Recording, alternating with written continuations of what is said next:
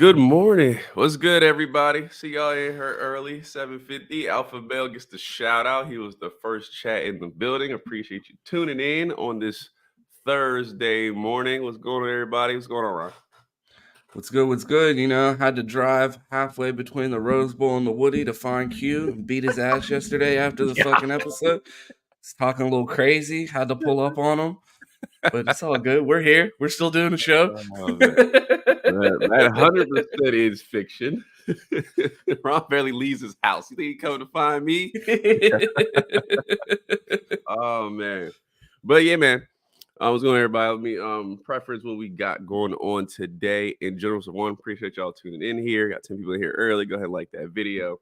We appreciate y'all tuning in. We got a big day for y'all today. Obviously, last night, if you missed it, the national show with Mike and the gang, they did a great job. Had some guest interviews that previewed some games. So definitely go in and tune into that. I believe the Utah beat writer was in there, and they had one more. I was just in there right behind the time they came. So good show, man.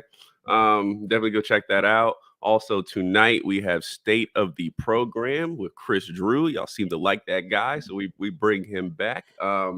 I want to say we will be drinking tonight. We'll be having a good time, having a little season kickoff, I guess, show. So bring your drinks, bring your shots, all of that. I think we're gonna do a $7 super chat shot price. We're gonna take a shot with us. That way we do not black out on the show because Ron has banned it. Because I was gonna say, hey, 99 cents, let's roll.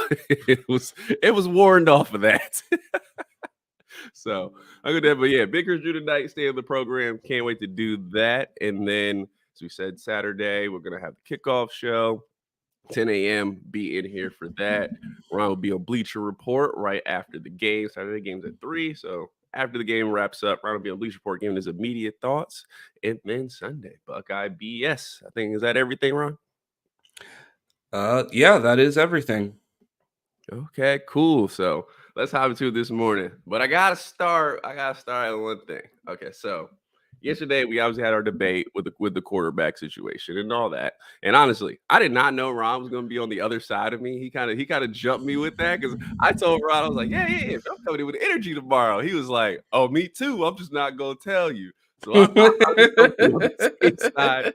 And we were not, which made for a good show. Very organic. The debate was not planned by any means. It just sort of happened. But we had record comments on that show. People were quite concerned by the by the debate. I think we had over 50 comments on yesterday's show, ranging from Ron's right, Q's right, to people talking about their ex-boyfriends in the comments. We evoked emotion from people yesterday.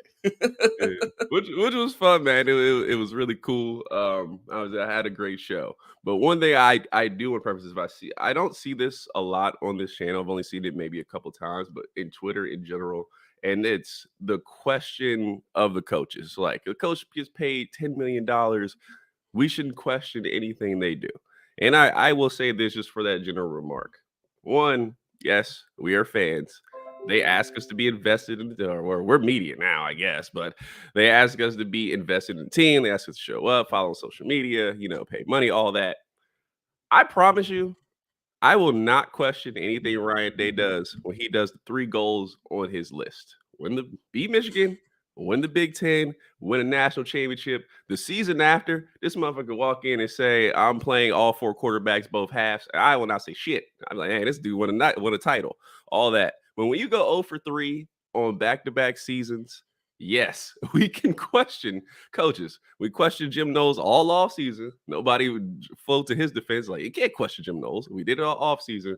We questioned coaches in the past. Heck, y'all question politics and the president every other day. And have us never worked in the government before. So it is okay to question coaches and things like that. This is what this channel is built on, being able to share your opinion, whether you agree or not, and be able to say that and share it. And we come to this community and we talk about it. So that's one thing I do want to say is that you're going to get that on this channel. We're going to question people. And sometimes, or really a good track record over the summer, we've been right.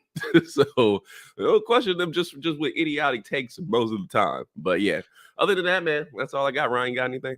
No, that was a nice little monologue. I normally summarize that little statement by reminding people that I'm a Hall of Fame Twitter coach, and Yeah. really that's the only credentials I need to question a coach. So, I mean, you show me you show me your gold jacket from Twitter, and you know what I Yeah. mean. Maybe I'll consider your opinion. But until then, you know what I mean. I'm gonna get on here with my gold jacket, talk my shit. Yeah, man. So it's in the dry cleaners. When it comes out, I'll wear it on the show. Yeah, man. Oh, Mello, let's get into it. So, along with the show notes we had from before, we got to talk wide receivers. No, no. Explain about our show notes yesterday. So, Because we had a like a whole show whole written. outline, like we were about to do a months long show with content that went over 2 pages, and we got to bullet 2 and never made it past there because the conversation got so heated. So y'all want it organic, right? That's organic. 'Cause we didn't do nothing Jesus off the show yesterday. We Christ. had a lot to talk about. That's too funny. So today we're gonna talk. Obviously, running backs interviewed yesterday. We're gonna talk some of them, but we're gonna talk wide receivers. They had mentions about that. Talk tight ends. Talk offensive line. We actually got some. We got aware of the coaches in the box, so we will be talking them because obviously we had some change for last season with Coach K Dub getting up out of here, and then Jim Knowles came to talk. So we will touch on his because he gave us a lot of nuggets in there in his press conference. So that's where we'll go. We will start with wide receiver because Day started with wide receiver and was asked, Day, how many wide receivers will you play this season? Day responded with, he has 5 to 6 that are ready to go right now. So I will go to Ron. Ron, we've talked about the rotation of receivers a lot, how we need to rotate more. Guys have a dead legs at the end of the season. Are you excited? In chat, let me know about the wide receiver room getting already telling us they're going to play a little deeper into it. They're at least going to go probably 5, 6, but I would guess 6 deep. I wasn't sure he was saying that he was going to go 6 deep. I think he said he felt comfortable playing 6. So I don't know. Maybe I misinterpreted that. But I Right. don't know how much of a rotation we're going to see. But I think he's comfortable playing with playing 6. And my concern is I talked to Chris Drew yesterday after the show, and I was like, well, who do you think the 6 are? And obviously, you know, the 3, Mech, Marv, and Julian. And then your next 2 are going to be JB, Carnell, and then a third one's likely going to be XJ. So I'm guessing by the end of the season, Brandon Innes makes a little push into that rotation, and we start seeing him come in the slot and get that time, the more time that he gets on campus. But I think I'm comfortable with seeing all 6. I think the room is plenty deep. I think keeping these guys' legs fresh is important. We saw how much different Emeka looked after a month of rest at the end of the season. So, yeah, I think this expanded rotation will be good whether we see um, a lot of them or not. I feel like anytime one of these guys comes out of the game, the drop off will be minimal. Yeah, I'm right with you. Yeah, when he did say 6, I did wonder who are the 6 because obviously not starting, you would excuse me, you would figure Carnell Tate's in there, JB, XJ, and Brandon Ennis are all guys we've heard names of a lot. And Brandon Ennis has the road to the field easier than any other receiver because there's really no slots now after unless you move him back into the slot, there's really no slots after JSN walked out the door. So I'm hoping that gets pushed to 7. And obviously, XJ should get his time. I mean, he's been here, and Brandon Anderson is just getting on campus. So maybe you start XJ a lot more to slot and then work in this in. But I'm just happy for a deeper rotation, man. This way, we recruit too well to just have 3 receivers playing until literally they're having a stroke or something.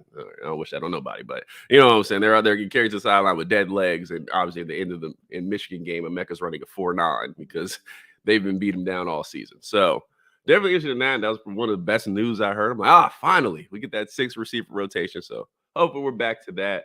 But Ryan, got anything else on receivers? Nope. Let's talk about some more pass catchers or Ah, alleged pass catchers. the tight end. So yeah, they did touch on the tight end room.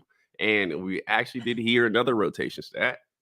We're ready to go 2 to 3 deep at tight end, which basically includes all the guys we talked about in the offseason. So I will say, Ron, do you think this is finally ample opportunity that one, we actually get to see which tight end is going to be able to make us plays down the stretch, or do you think this is more, yeah, Cade Stover is going to be our guy, and then we'll roll to these other guys and they'll get a little bit of It's opportunity? exactly what it is. Cade Stover's our guy. You'll see some G Scott, and if Joe Royer's healthy, he'll play.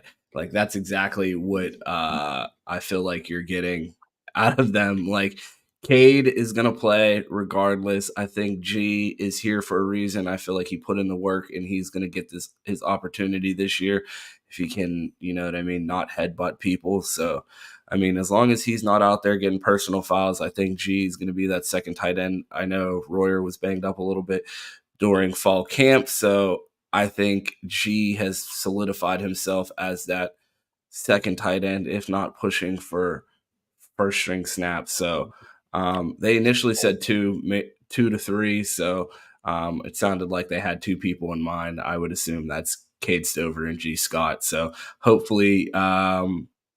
Hopefully Joe's healthier this year and is able to make a push into that rotation. But I think you're primarily going to see G and Cade. That's actually a bold take. When I thought of my fault, everybody, unprofessional. When I thought of who was starting in when he said 2 or 3, I was thinking Royer at 2. And it's funny, they put out that highlight video yesterday of the was it yesterday of the tight ends, or was it the day before? I think it just I came out think it was yesterday. yesterday. Yeah. They put out that video, and two guys in that video look freaky. Actually 3, but 2 guys look freaky that isn't supposed to be this top 3. And I'm like, man, I can't wait to see them go catch balls. And one guy looked a little stiff, and I was like, that's who we're gonna get, isn't it? Well, you remember when Anon was on here and Cade got Cade had to go run laps for jumping off sides. They said G was the first one in. Just a thought. Yeah, it's true. Our inside information, but man, G Scott's earned it, man. He's been here. He's stuck it through position change. I really hope he gets his fair shared opportunity. And I'm happy if they actually go 3 deep and give these guys opportunities, whether how it turns out and who was featured. You get the opportunity. That's all you can really ask for. And I'll be happy with it. So good news from the tight ends. If 3 guys can play, all well. And I'm excited for this room to actually take a leap off of what it's been the last couple of years where we didn't use Ruck. And then last year where we really didn't rotate, and Cade sort of left a little to be desired. But yeah, we got 43 people in here, man. It's early. Y'all awake today. So make sure y'all like that video. All that. We appreciate you coming through. Let us know. Let us know what you think about the notes, and chime in there, and we'll get to the chat. But yeah, let's keep it rolling. So Ron, running backs, which we talked about. And we said in the other, what was that, Tuesday? We said, who is going to be the top running backs this season? Who's going to play? Who's not going to play? Because you can't play all 5. So this is what we've heard so far from Ryan Day. Why you breathe so hard? Because we talked about Dallin Hayden at the end of the episode, and people were so offended the other day and were so confused why I said Chip would play more than Dallin. Did you hear how fast he rattled off that depth chart in the interview? He said, we got Trey, Mayan, Chip, Dallin, and maybe Evan will get carries. So cool. I may have been off base by saying Dallin Hayden was RB5. Forgive me. RB4. Well, I will say, I will give you credit, because if Pryor is the one who's just getting healthy and might play, he really might be 5. Now, I do wonder in aspect, because Ryan Day showed me on the field last year that he trusted Dallin more than Chip in the Georgia game. That's who got the carries. That's who got the feature in that game. And that was like, well, if he's already in front of Chip, we hadn't even got to the offseason yet where he's supposed to make this jump. And all intel tells us Dallin Hayden has made a jump from this season to last season. He's just in a packed running back room. That he should be ahead of Chip. So I'm interested to see how this plays out when we start to play. You want to bet an eyebrow on who has more carries on Saturday? I'm gonna go buy a fake eyebrow, put it above my normal eyebrow, and I'm gonna bet that eyebrow. And I can just take it off, and then we can carry out day as usual. Will that make you happy? I mean, not really, but good thing I was born with a spare. Yeah, I know you have 2. You can spare one. Oh man, I mean, that's the most interesting out of the lineup. I'm like, oh, okay, and then man, it tells me Pryor isn't quite ready to go yet, but I think like I said, I made a bold statement on here. I was like, I think Pryor's going to end up running back 2 in this room. I think he's talented. He's highly recruited, By top the end of the 100. season? If I said if healthy, I think if healthy, Pryor will end up as running back 2 in the room. And you claimed you told me, you said in the Michigan game, Evan Pryor did not play as one of our home run hitters. I think the way he runs, he shows patience from the little bit we've seen. We haven't seen a lot, but he shows patience. He hits the hole. Actually, the stretch run game, which I don't know how much we're going to use this season, would probably fit Pryor a lot better than it fits Trey. I think this dude can really ball. So, and I would put him, I think his features, his ball skills, his top end speed would put him ahead of Mayan, who runs hard, runs well. But I think those features that Pryor has will put him above him as far as playing running back, as far as in the running back room. So that's where I would win. So if he's healthy, Allen truly may be 5, but I'm interested to see. Like this is one of those where we talked about it yesterday, letting it play out on the field. This is one of those where I would like to see it play out on the field and guys get carries and really see who has that pop and who doesn't. So that is where I would like to go with this room. Is that something you want Sure, to we see? shouldn't just You name see a the starter and roll with it.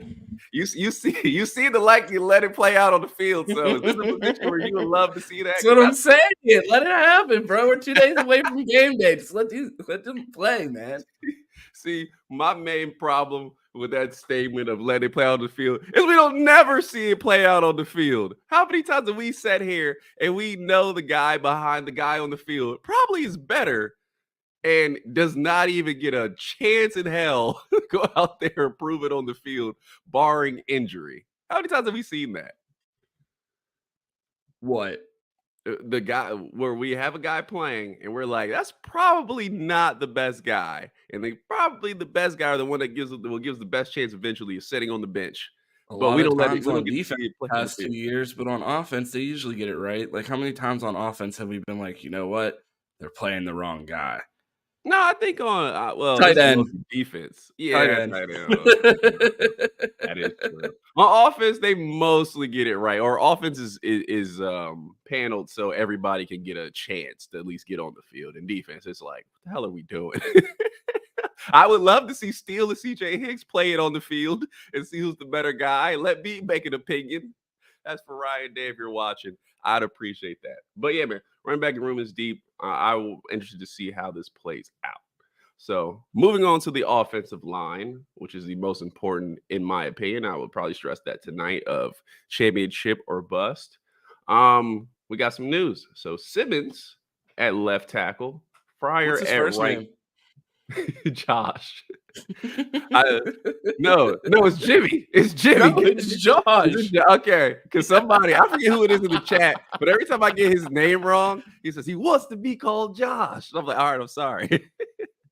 Anytime one of us, I don't know which one of us does it because I don't go back and watch after we get yelled at, but with the person, there's someone, anytime we say Lincoln Keenholz incorrectly, they comment the phonetic spelling of his name. So make sure we start getting that right. It is Keenholz, not Kindholz. So I apologize. Not an yes, English major. to his uncle that watches the show, we know how to say it now.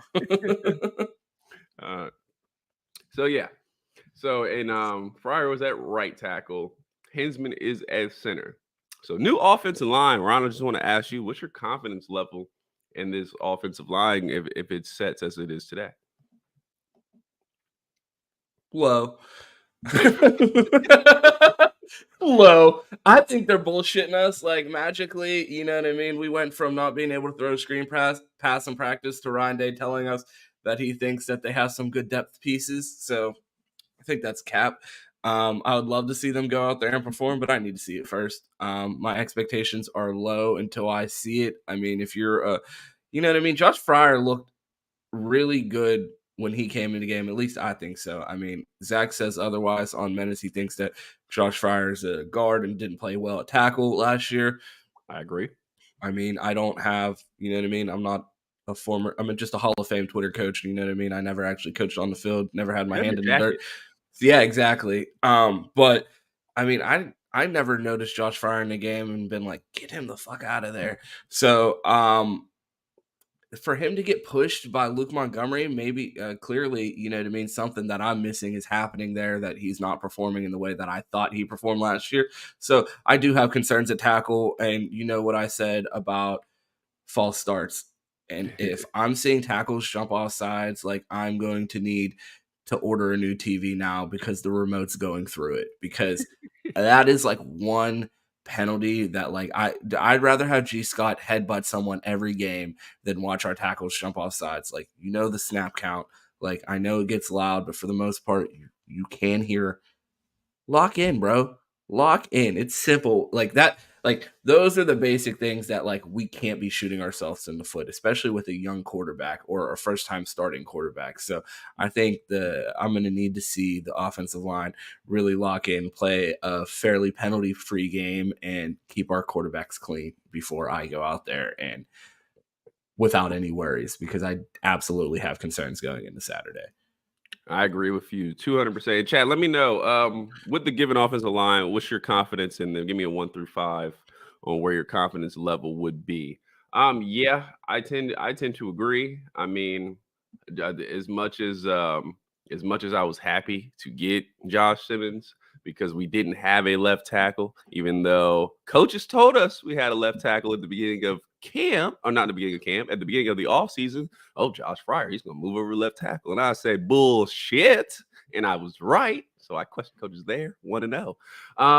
Anywho, he's in here. He did have some. I don't know if that's the record, honestly. I'm going to have to check the archives because that does not sound correct. But go ahead. I'm gonna check the stats guy. Undefeated, but yeah, Simmons is in here, so happy to see him at left tackle. Hopefully, he does not have any false starts for Ron's TV's sake, because he did have some at San Diego State. But hopefully cleans it up. Fryer at right tackle. I may have gone Luke Montgomery here. I think I said it. If it's that close, you have 3 games against non-elite defenses. If it's that close, do you go with the younger guy? That's what I heard. That's what I've always known. But apparently at Ohio State things are different. But that's just what I heard. Who am I to question the coaches? Anywho, yeah, I probably go with him at right tackle. But Hinsman quietly, man, at center. It's been no fuss off season. That's what I love to hear. That makes me believe we're gonna have one of the best interiors in the nation. That gives me a lot of faith going into that they can get the tackles right. The guards are experienced. They played for at least 1 year, but Matt Jones has been here for a while. So they can help out the tackles, and we will get there. So I still trust in Justin Fry. I have faith. If I had a 1 out of 5, I'd probably put it at like a 3. I'm optimistic about this offensive line. I'm hoping for the best. So we'll see there. But do they give up a sack on Saturday? Oh, of course. Yeah, they give up a sack. Somebody's going to confuse some shit, and some guy's going to run free, and we're going to be like, what the hell? It's going to happen. It's early on, 3 new starters. There's going to be some growing pains, but hopefully, like we've been saying, they just have to be ready for the Notre Dame game. Like, that's the game where you're truly going to get tested. That's the game where you need to play guys early so they can get all the reps they need so they are ready to walk into the big game. So there's where I would go offensive line.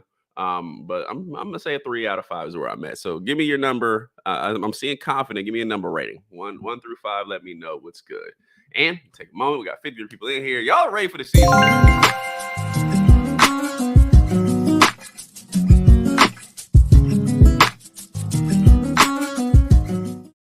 So I see Ron wanted to hit me with that jump scare of a video. He did not tell me it was. I was like, the hell is that? Yes, we have a new video. Make sure you like and subscribe. Should I run it back? Want to see me do it again? Yeah, with warning. Let's do an ad.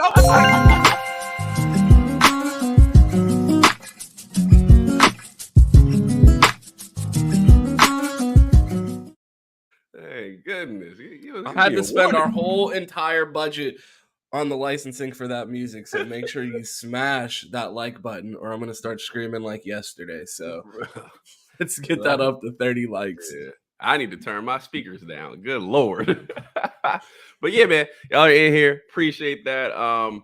Let's keep it rolling. So the last news Ryan Day really gave us was who is going to be in the box this season. So We return with Jim Knowles. We know he's in the box, coordinating the defense, getting them right. On offense, we heard two names: Corey Dennis and Coach Key. Ron, will ask you. K Dub walks out. We obviously know he was the eye in the sky for Ryan Day. Coach Keefe probably fills in there because I think Corey Dennis was in the box before, wasn't he? I'm pretty sure he was, wasn't he? Was Corey Dennis in the box before? Yeah. I'm not sure. Not sure. Okay. I believe he was, and honestly, I like this move. I gave Corey Dennis a lot of credit over the offseason for not making any wrong decisions yet, to being a mid-tier valued coach on this team due to some argument, but I stuck by it. So I think this is a big time. I think it's a big time move for Corey Dennis. He's in the box. He's going to be the guy looked upon to be the eye in the sky for Ryan Day. Really see the field, see how things play out. I think this is important for him, and I honestly like this move of him getting this chance because now he's almost at the co-coordinator position because he's the eye in the sky. So I want to know, what do you think about this? You think it's a big move for his career? Obviously, he's a young guy, came in here under Day, came in here under Urban Meyer, worked under Day this time, and I think it's a good chance for him. What do you think? Coach Key being up in the box? No, not Coach Key, Coach Dennis, I'm being the sorry. main eye in the sky now that K Dub is gone. Yeah, I mean, I think it's a big move for him. We'll see how long it lasts if he's the guy that stays up there. I know Zach said that he thinks Coach Key's a brilliant mind, and that's a good guy to have up there. And also, I mean, Corey's the quarterback guy. He's going to be the quarterback's eyes, be able to relay the coverages down to Ryan Day. I think that'll be big for him. And yeah, I mean, maybe it's a step in the right direction. I don't know what his career trajectory is, like what his ultimate goal is, whether it's to be, you know what I mean, quarterback at or quarterback coach at Ohio State, and you know what I mean, that's what he wants to do, or if he wants to take the next step and become an offensive coordinator. But I do think that experience in the box will be something nice to have on his resume. And also, I mean, I would imagine it has to be a huge learning experience being up there, just being able to see everything live during the game and have to be able to verbalize that and get that information down to Ryan Day. So I think it'll be a nice experience for him. It's definitely far as growing as a coach.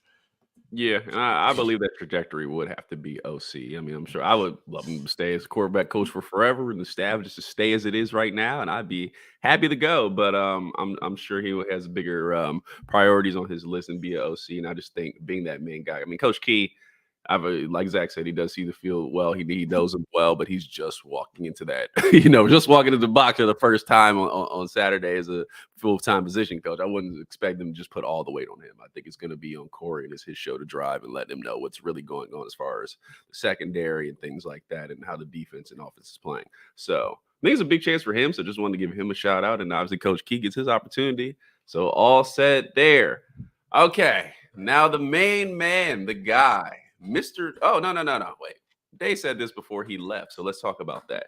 Freshman, and I'll leave this to you, Ron. You've been on the freshman campaign, so I'll let you take this one. Ron, what's going on with the freshmen and who will play? I mean, the two names that we've heard all offseason are definitely going to play. I mean, we've heard Carnell Tate has been tearing it up at wide receiver. So I think he's definitely going to get some run this year. And I mean, he may push for that third wide receiver spot before the year's all said and done. Like I said, if Marvin Harrison Jr. is telling the truth and this kid is better than Marv was coming into last year, and we don't put two Marvin Harrison Jr.'s out on the field, I'm going to have to put my Hall of Fame Twitter jacket on and get on this podcast and start screaming again. So if Carnell Tate gets out there and looks like Marvin Harrison Jr. and we're still trotting Julian Fleming out by the Notre Dame game, we're gonna have some tough conversations. And then as far as Malik Hartford, we already know, he's the best safety in the country and he's a true freshman. So I think we're going to see big playing time out of him. They still saying great things about Jahad Carter, and that does give me a little bit of pause there because I know he's the more experienced guy, and I mean, everybody who's been at practice, everybody in the chat that has seen him play has said nothing but great things about him. I know Q tried to sneak in a little hooker line a few days ago. Still haven't got that. Shades. Put that in archives right there. But yeah, I think Malik and Carnell are going to be the most significant contributors, and they said you could expect to see Arvell on special teams. So it makes me wonder Do you think we'll see any of the true freshman wide receivers in the kicking game? And if not, should we fire Parker Fleming?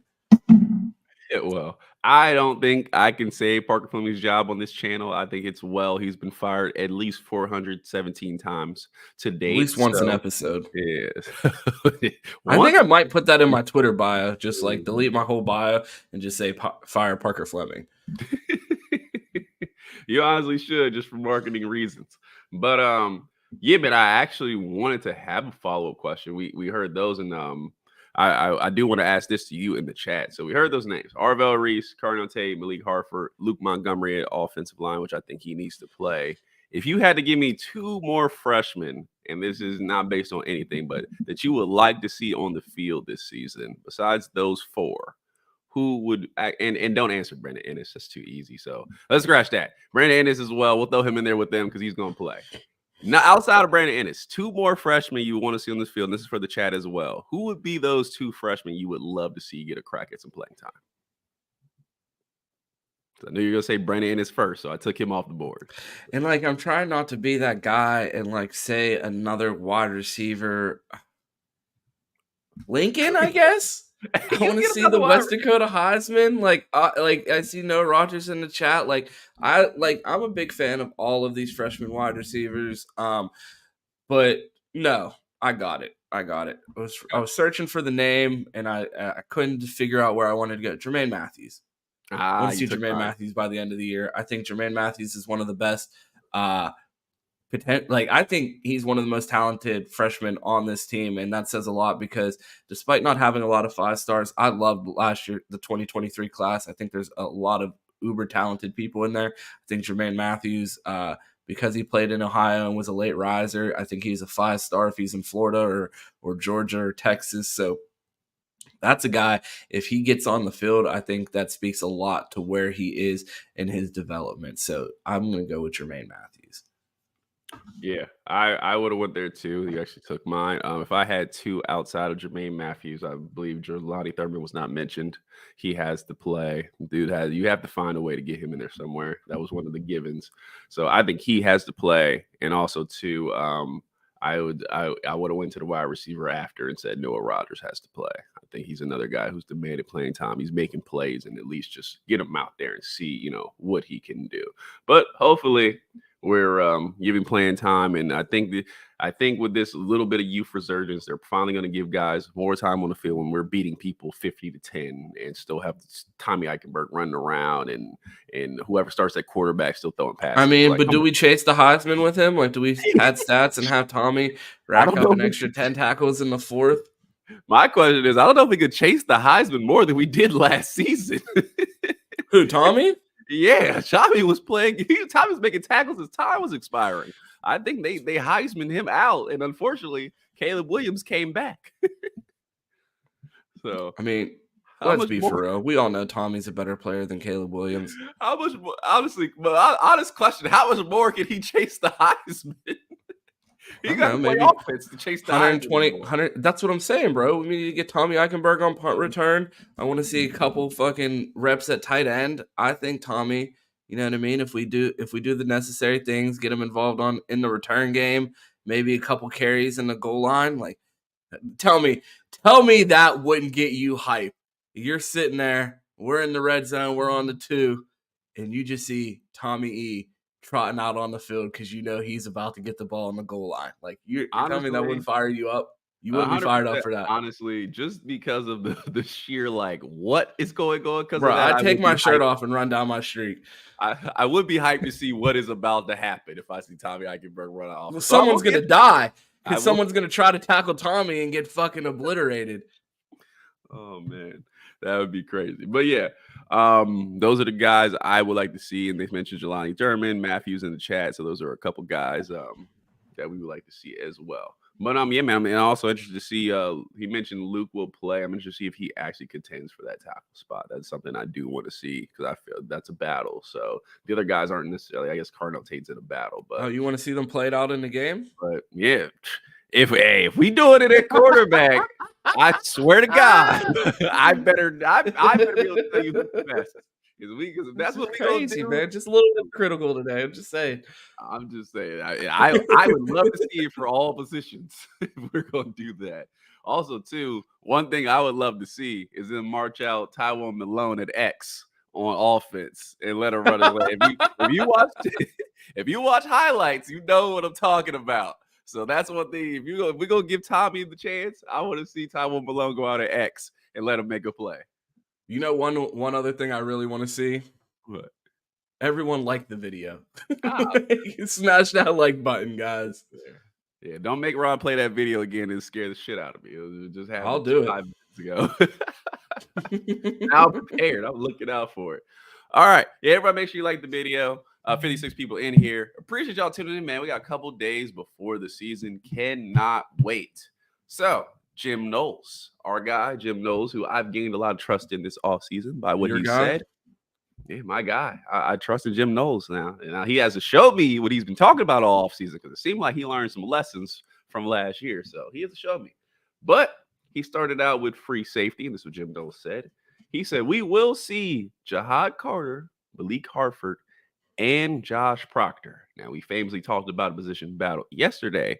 Ron, how do you feel about 3 guys contending for the free safety position? I believe this would be going into the season.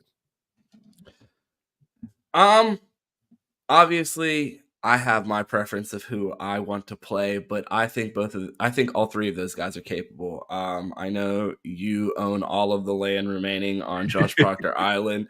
So I know the foundation is sinking into the ocean, but I mean, I think he's a big hitter. I think he has all the athleticism to play. I mean, you've seen former players talk about the things that Josh Proctor used to do in practice. For some reason, after he missed that tackle last year, we never saw him again. He broke his leg in the Oregon game. I mean, I still argue that defense was so bad that if Josh Proctor doesn't break his leg, he's probably the best player on that defense in 2021. So if he gets the opportunity, I'm definitely going to support it and be happy for him. Jahad Carter, I've heard nothing but good things about him.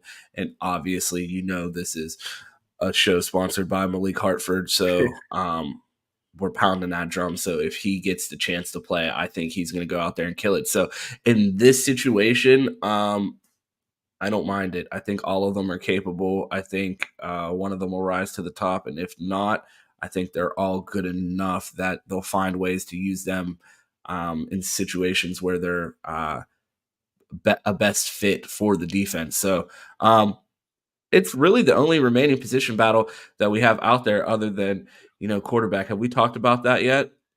The quarterback we battle? touched on it yesterday, just a little Okay. bit. So tune in if you did. But, yeah, go ahead. Yeah, no, it's really the only remaining battle, and I'm not frustrated by any of the people in contention. So I think whoever goes out there and wins it will deserve it. And, we're excited to see how it plays out on the field. Yeah, follow you on that. It's 3. It is a lot for one position, not to be kind of nailed down. But I talked about it coming into the season. I said, I think there's 4 corners that can play at least, maybe 5. And there's probably about 5 safeties who can play. Whoa. Yeah. What? Yes. 5 corners? Let's hear it. Maybe 5. Let's hear. Okay. Well, let's hear the 4. Well, the 5 you already know because I would throw in the Jermaine Matthews in there who probably can play and get some rotational time. Then Jair Brown, Jordan Hancock, and then our starting 2. So you bring up Jordan Hancock. They talked about him in that interview. What did they say? Because I'm sure they walk out saying he was getting cooked. So no, they walked out and said that they feel comfortable with 3 guys at corner. And when they suggested pushing one guy inside, there was only one name that they suggested playing on the inside. Which one do you think that was? That's because he's. Which one do you think it was? Shades of Sean Wade. I'm telling you. That's out of here, bro. You're looking at it as a weakness. No, I'm not looking at it as a weakness. I'm looking at it as number 1. They fucking capped to us in the beginning of the year when they tried to tell us that David Igbinosun was a safety and was going to play nickel corner, which was a fucking joke. Wait. Time out. Who told you David Igbinosun was not an inside corner, should be playing on the outside from get-go? Anyone with half a fucking brain. See? No, I'm not giving you that. I'm not giving you that. 2-0. No one believed that. Yes, they did. Like, who the fuck was believing? Oh, yeah, David Zach even knows said that. we got this outside corner from Ole Miss. We're going to bring him up here and have him play safety because we just have this plethora of corners. Zach and Chris Drew both went on there and said, yeah, safety. I see that. He fits that inside shot way wrong. I said, what? They were wrong. Both of them got on the show and were wrong. Is that 4-0? Is that 4-0? Those two count as one each. 4-0. See, I'm not gonna get disrespectful. We're just gonna stop. Yeah, go ahead. We got 4. No, man. I think we have 4 corners that can play. I would like to see Hancock on the inside. That's what I've said from the beginning. Check the tape, 5-0. And yeah, wouldn't mind him there. And Jair Brown, man, he has to play. He's a really good corner. I think he's going to make a level up from last season, which he played fairly well for his first time on the field. So I would push it 4, maybe 5 corners that can play. And at safety, we know the 5 guys who can play. So this is a time where I wouldn't mind them rolling guys and letting guys and play situational matchups. Obviously, don't put Sonny Styles on a guy who runs a 10-2 and be like, oh, well, good luck. Like, don't do that. We have matchups. We have plenty of players who can fit these matchups. And I would love to see these guys get playing time and roll, especially early in the season, late in the season. You'll know who your better players are. You know your better fits because you'll know more about the team. Bro, you know what I want to see this year from the secondary? What? More pass interference. More pass interference. Hear me out. Hear me out. It sounds fucking crazy, but hear me out. Know where you're going. Give me a minute. Let me walk you through this. How many times did we see motherfuckers just fall down after a release, just sit down like, nope, can't do it, or just get beat so bad that they're literally out of frame? Like, if you're getting juked out of the fucking frame, grab a face mask, please. Like, I don't care what you got, a horse collar, something, bro. We got to stop with these big plays, man. Grab a face mask, hold someone, get a pass interference, bro. Do not give up these 80-yard runs. Like, if I see someone miss a tackle like Cam Brown did in the Michigan game and there's a receiver streaking up the sidelines, Ryan Day got to pull Mike Tomlin, bro. Get your ass on the field. Go tackle someone. Let them run into you. Like, you have to someone got to come off the sidelines and make the tackle, bro. These huge plays got to stop. And if that means we got to take a penalty because you held someone, hold them.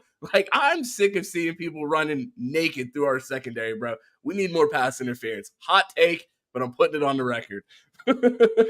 Mike said Chad Nelson is a physical guy. That's what I'm saying, bro.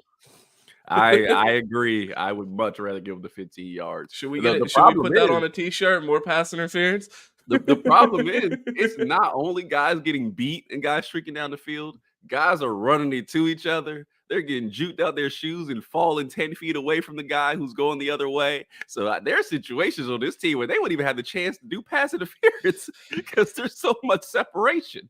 If you haven't ever seen it, we did an interview with Garyon Conley at the beginning of the summer, and he talked about watching the Teton game, and he said there were plays where receivers on the other team ran into each other and still caught the ball. Like, these guys are doing a favor for you, running picks on each other, and you still can't even cover them. We need more pass interference, bro. It's the only thing I can conclude. Guys are ran into each other on offense, and our defense fell down. That was the result. We didn't expect that trip. Let's copy them. Got to match the route. Oh man. So yeah. So Ron, I would give this one to you. Jim Knowles also mentioned, following the safeties, he said, Tommy Eichenberg is the best linebacker in the country. He also said, but he needs to improve in the pass game on defense. I mean, not everyone's perfect. Oh, here we go. Everybody has places that they can get better. It's not like he said, oh, he's terrible in the pass game. He just said he needs to get better. And if he wasn't out there running around making every single tackle for the team for the entire year just because he's so elite and chasing Heisman stats. And that's the one thing that concerns me. Like, I really want this Heisman for Tommy, but I think his legs being fresh in coverage for the playoffs is just as important. So it's like trying to find that balance. Like, I want him out there looking like Ed Reed in the playoffs, you know what I mean? Like, with his coverage skills and ball hawking ability. But at the same time, he got to be fresh. Like, he has to be fresh to be able to play like that. So I think we got to find a delicate balance of, you know what I mean? And that's why I think we need to get him those reps in the goal line, because we can't have him out there just running up the stats with tackles. We're going to have to get him some offensive stats. So I think Tommy, but like, again, all jokes aside, Jim Knowles sees what I see, the best fucking linebacker in the country. And what he said was that Tommy is so elite that he's able to identify the play that's coming and call the defense that best aligns to stop that. And he knows where the ball's going, that he's able to just fly to it and make the tackle. So, I mean, you don't hear that about when's the last linebacker that you heard out there with a fucking crystal ball predicting the play? And then not only does he know what play's coming, he knows what defense we need to stop it. Like, that's elite. Elite.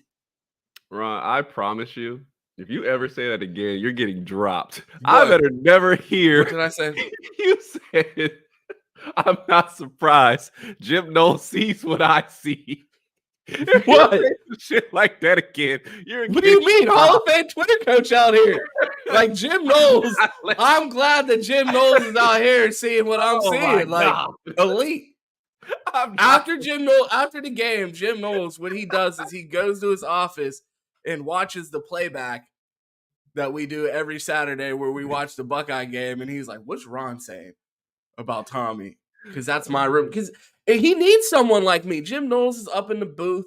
He's a linebacker coach. You know what I mean? That's a position coach being used on the defensive coordinator. He needs eyes like me. They brought in James Laurinaitis.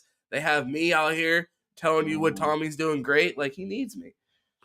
I apologize, chat. Ron should have definitely been dropped for that, but it caught me so off guard that I was not prepared to hit the Tommy. I said that Tommy Eichenberg has shades of Ed Reed in coverage, and you're mad about me questioning Jim Knowles. You didn't question Jim Knowles. You said Jim Knowles sees what I see. He does. Basically, we both see that he's the best linebacker in the country. What are we talking about? If Jim Knowles is out sick, they'll be in a DC. Let's ride. I don't know. Nah, see, that's. I don't think I could be DC. They're gonna have to throw someone else up in the box because they're gonna need my energy on the sidelines. Okay, all right.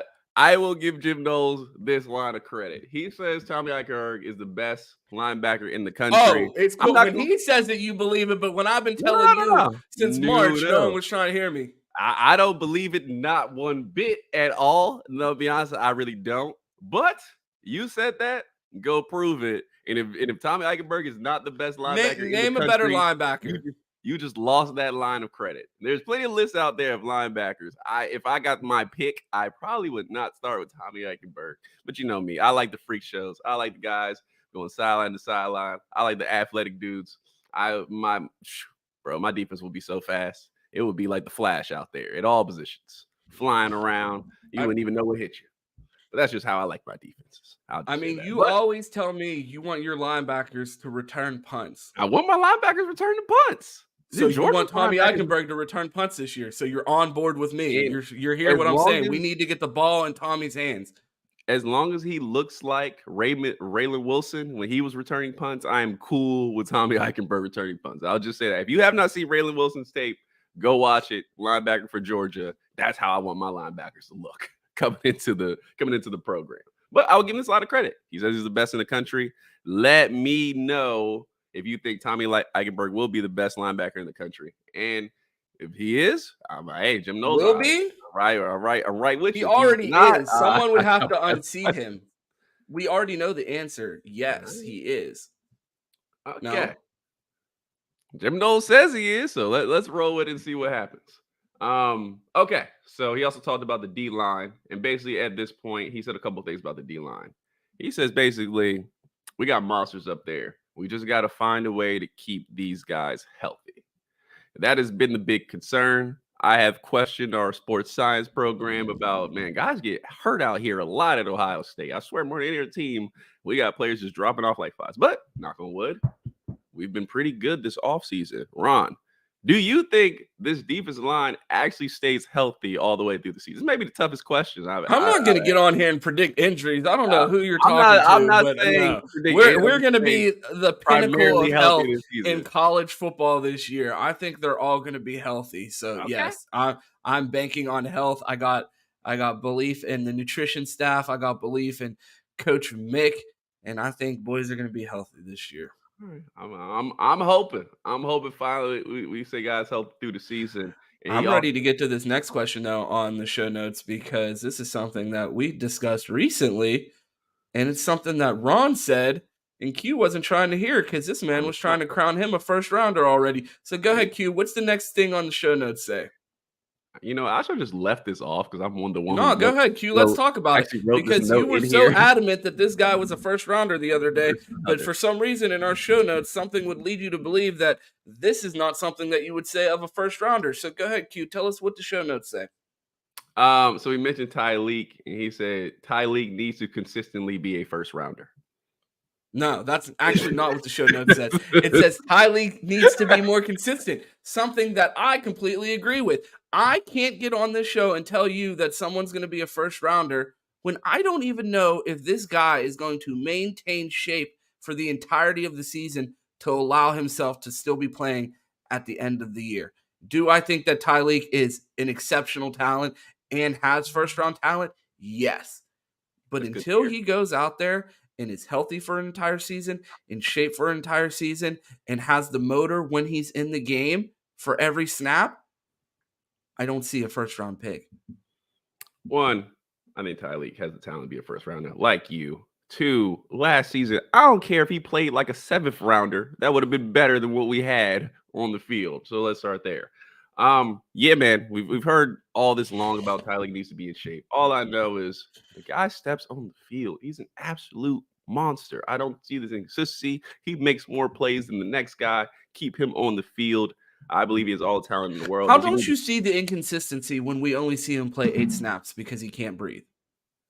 One, you got a guy, bro. Look, you used to be out of shape when you played with me, and yes, this was little league to high school, whatever. You were out of shape.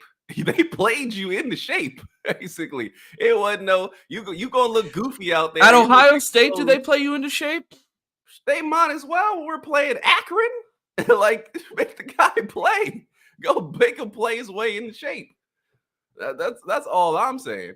Shoot, if Tyreek Williams out of shape was better than the guys we had in shape. Yes, we do have Tyrone Malone that comes in this season. I see y'all mentioning him. Yeah, so that gives him contention on playing time. And if we had Tyrone Malone last season and he played above Tyreek, you wouldn't have heard shit out of me. I would have been like, he needs to be more consistent, yada, yada, yada. We ain't got nobody besides Gerard Cage and Teron Vincent. Hell yeah, he better be in the game. And Cam's got Hero Canoe. He always throw it in here. Des threw it in there for him. So you got guys like that. I have less of a problem with Tyreek missing some time or getting criticized because he's in shape. We ain't had nobody else play his ass in the shape. That's all I know. I'm riding the Tyreek bandwagon. Just waved to his mom yesterday because we from the same city. So all that being said, I think he will be a first round. He needs to be more consistent. I want to see this guy on the field because Ryan Day told me in spring ball and summer ball, Tyreek and Mike Hall was wrecking practice. So I need to see it. And I want to see them wreck other teams' games. That's all I know. So yeah. And moving on to linebacker again. We got 2 more notes before we get out of here. Oh, Make sure quick you like the question. video. Someone Yeah, said, go ahead. why can't Tyreek be like Jalen Carter? I'm asking the same question. Jalen Carter, as a sophomore, had as many tackles for losses as Tyreek Williams has his entire career. So I would love to see him be Jalen Carter, and I think that he has that capability. But until he goes out there and is able to play enough snaps as Jalen Carter and is productive, I'm going to hold No, my hold I'm going to hold on. my first round draft grade. So Time out. Now, Jalen Carter was not in shape. He was not in shape when he played us. And when Zach did his review, he said Jalen Carter is very good. He's very disruptive. He gets lazy and he gets tired. The same thing's been said about Tyreek Williams.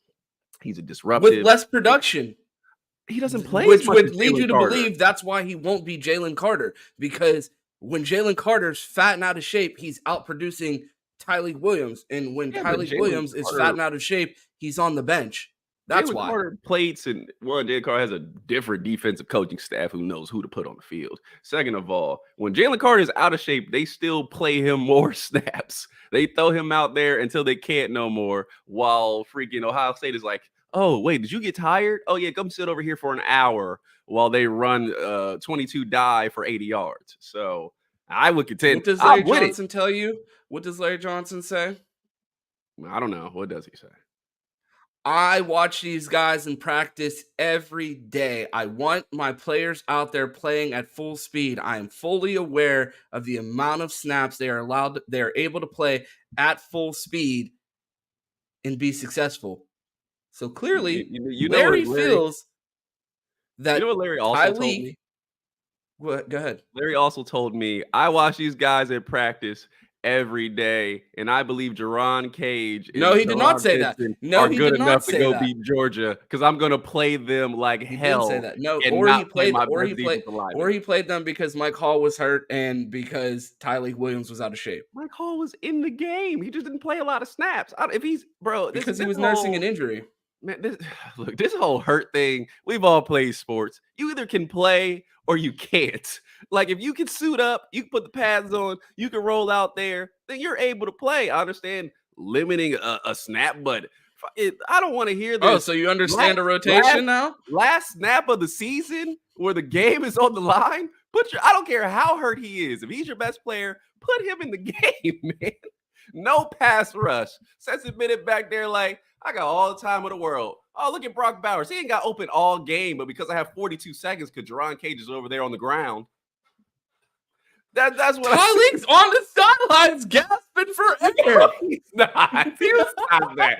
He hadn't played in like He's 4 over there drives. with the oxygen mask on, like, come on, coach, I need like 3 more plays. This is you hitting the rumor mill. This is not true at all. What do you have mean, no bro? I was on the idea. sidelines, bro. There's They no brought me in for camera a on the halftime speech. I'm not what gonna do get we have invited back this year. What are the Tyleek Williams cam? We just see what he's doing 24/7 during the game. Hey, we got the messy Yeah, cam. bro, standing next to him, bro. We got the messy Like, crank cam. up that oxygen tank. I'm dying over here. Oh man, let's get out here. Wait, you see this? Because Tommy's elite, bro, with 2 broken hands out there, still the best linebacker in the country. Bro, hey, I said Jim Knowles told me that. I'm riding with it until it's proven otherwise. Oh, but you believe Jim Knowles when he tells you that he's great, but don't believe Larry Johnson when he tells you that Tyleek's out of shape? Larry Johnson Come told on, me bro. he You was can't the have it best- both ways. You believe the coaches or you don't. believe Come some on now. coaches. Over here on both sides of the fence, Q. See how Q does me out here? This man takes both sides of the argument just to tell me I'm Man, wrong. look, and I see Mike. He said Mike Hall injury didn't allow him to be at his best. Did it allow him to be better than Jerron Thank you, Cage Mike. Hey, Mike, you Teron want to do Benson? this show? What time is it? You Bro, all right, let's get out of here. Look, all right, Cody Simon and CJ Hicks, because y'all gonna have me over here running this back. Cody Simon and CJ Hicks will play. Is that good news, bad news, indifferent, Ron? Let me know. I mean, anytime I hear that we're actually going to play 5 stars, I'm excited to hear that. So I think seeing CJ out on the field is going to be exciting. I think people forget Cody Simon was a top 100 player in his class. I think top 5 linebacker, maybe something like that. But I think Cody Simon was overweight when he first got here. He moved at a different speed, looked like he had a different level of fitness in the spring this year. And I'm much more comfortable with Cody Simon on the field this year. And I feel like when you have a guy like Tommy Eichenberg chasing the Heisman, you want to keep him fresh so he can play at the best of his ability. And I think Cody Simon allows him to do that because while Tommy is elite, I feel like Cody Simon brings a different level of athleticism to that Mike Backer position. So I think that having Cody in there and being comfortable with him, because I mean, again, that 2021 defense gives people nightmares, and I swear we've seen every one of these linebackers be terrible that year. So to have that in the back of your head, but also see the growth that he's had, and a testament to what Jim Knowles and James Laurinaitis has been able to do with these guys in that linebacker room, because Al Washington was a complete dumpster fire of a coach at Ohio State. So now that we have like real coaches out there developing the linebacker room, I think that we can expect to see big things out of Cody Simon. Yeah, I'm the same with you. Obviously, Hicks has to play. That's the one I said I would love to see play out in the public spotlight to see who are the best linebackers. Cody Simon had a lot of faith in. I said the other day on the show, I was like, man, I wouldn't mind seeing the backup start, to be honest, because Cody Simon, even with Al Washington throwing the linebacker room at times, looked like a pretty good player. He looked freaky, moving like a bullet when he blitzed in the was it Minnesota game, and I was like, oh, this kid's got something. So love to see him second go around in the defense. Just would love to see what he can do and can he actually play let it play out in this public spotlight is all I'm saying for here. But I'm happy these guys are going to get to play. We'll love to hear Gabe Powers as well. We'll love to hear Reed Carrico because we don't know what those guys can do. So I would love to see them get playing time as well. And last note is Arvell Reese. He needs opportunities. He plays fast. Arvell Reese, another Glenville guy, as my guy Mike would say. Are you excited to see Arvell Reese? Is this good news? He's coming into camp. He's making a name for himself. How do you feel? If we have to go 5 deep in our edge rotation and it's a true freshman that that switch positions from linebacker to edge, I feel like we have issues. I think Arvell is going to be great, but I hope to see him in special teams. If he's coming off the edge early in the season, I mean, you're making that face, bro. We saw Jack Sawyer, a 5-star edge rusher who came in at heavier than Arvell Reese is right now, getting ragdolled in Minnesota. Please go watch Jack Sawyer's first game in Minnesota, and he's literally getting fucking thrown around like a child. So, I mean, I think Arvell is going to be great. I think he's going to have a great career. If he's playing at edge, I think something went wrong. Yeah, no, my question wasn't really Arvell Reese. It was more of just thinking about it. It's been a quiet. I know he's coming off injury, but it's been very quiet for Mitchell Melton, who got all the hype last season before he got hurt. And that's Jim Knowles' favorite fucking player. He talks about him all the time. It's just I haven't heard a lot from him outside of somebody mentioned, he's back. Like, do you have more news than I have? Now, maybe I just missed it. He won Jim Knowles' participation trophy that he gives out to everyone on defense before the end of camp. Every time he talks about the Jack, he says Mitch and CJ. I mean, that's Jim Knowles' guy. If there's one guy that I'm not worried about playing on the defense is Mitchell Melton. I think Jim Knowles will absolutely find a way to get his guy on the field. Jim Knowles talks about Mitchell Melton like his favorite player on the team. So I think Mitch will find a way on the field. Damn. Does he finish above Tommy Eichenberg in the Heisman? Mitchell Melton? No, because he plays a position that doesn't exist in our defense, but we still talk about in every press conference. He's getting hype. Oh, man. But that's all I got for show notes. Let me get Ron out of here so he can go to work. Ron, you got anything else? No. You want to tell the people what else we got going on this week, and we can get out of here. Yeah. So, and also too, I see Mike in the chat. I pack Mike up every Sunday on Buckeye BS. So make sure you tune into that. He says he has these great arguments. I just box him up every week. Bro, this is gonna be the long. I swear to God, if Devin Brown outperforms Kyle McCord, this is gonna be the longest fucking episode of your life. And all the people that don't like Screaming Ron, get ready for Sunday because your boy is fucking coming to scream if Devin Brown comes out here and performs. And the gap is that wide. Ryan Day lied to us, and he owes me an apology. No backpedaling. Ain't no backpedaling. I said that. No backpedaling. But so tonight, everybody, 7 p.m. I know what you're thinking. Thirsty Thursday. Well, we bringing the drinks. Me and Chris Drew will be in here at 7 p.m.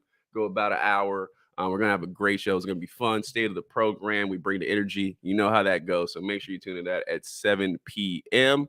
Show on Saturday morning at 10 a.m. Pre-game show. Got some special guests coming in that you haven't seen. Gonna kick off the show. Ron will be here. I will be here. Mike will be here.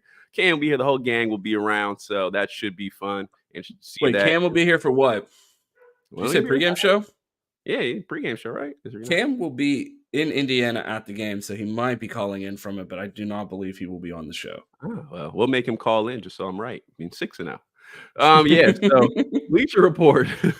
We will be there after the show. Ron did a great job over there, so they're bringing him back. So make sure you have that app, and you can see our pretty faces up there after the game, giving our instant reaction. And then Sunday, Buckeye BS, like I said, where Mike will get boxed up per usual. Ron. Before we get out of here, I'm never golfing with you because your fucking record keeping of score is out of this world. This man just said 6-0 on takes against the coaches. This man is probably shooting a 55 on 18 if you golf with him. This man's a fucking cheater when he's keeping score. Probably because you can't cheat. Bro, no, it's because I'm one of the best in the world at mini golf. I've never lost state championship. Got my ring upstairs. Go get it. We got time. No, we don't. Oh, okay. Yeah, my dog's barking. We gotta go. We got to get out of here. Your boy got to get to work. It is running late, but I appreciate you guys pulling up. If you want to find me, you can find me on Twitter at 2_TEES. That's 2 T's. It's the same thing on Twitch. It's 2Shiesty. On TikTok, I will be on Bleacher Report for an instant reaction on Saturday. If you missed the Fans Edge yesterday, make sure you go back and watch the last episode on the channel. They did an excellent interview with Michelle from she's a Utah insider. She had some great insight, told a really cool story about Suge Knight. So make sure you go check that out. It's an excellent episode. So if you missed that, make sure you go tune into that. We have State of the Program tonight. We'll see you here in a few hours. Q's going to be pissy drunk, so make sure that you pull up. And then, we got a game. We got a game on Saturday, man. It's crazy. Football season's here, but we appreciate you guys pulling up. Right. Also, the chase for 5K starts tonight with Big Chris Drew in here. We're actually pretty close, moving at a rate, so we're gonna try to hit it by the end of by Sunday. If we get the 5K by Sunday, Q said he will shave both eyebrows on live. So make sure you tell a friend. If your dog has a YouTube, make sure that they're subscribed. Make sure you smash that like button because it helps us so much in the algorithm. But we are going to get out of here so I do not lose my job. I appreciate you guys for pulling up, and we will see you in like 12 hours. Like the video. We out. Yeah.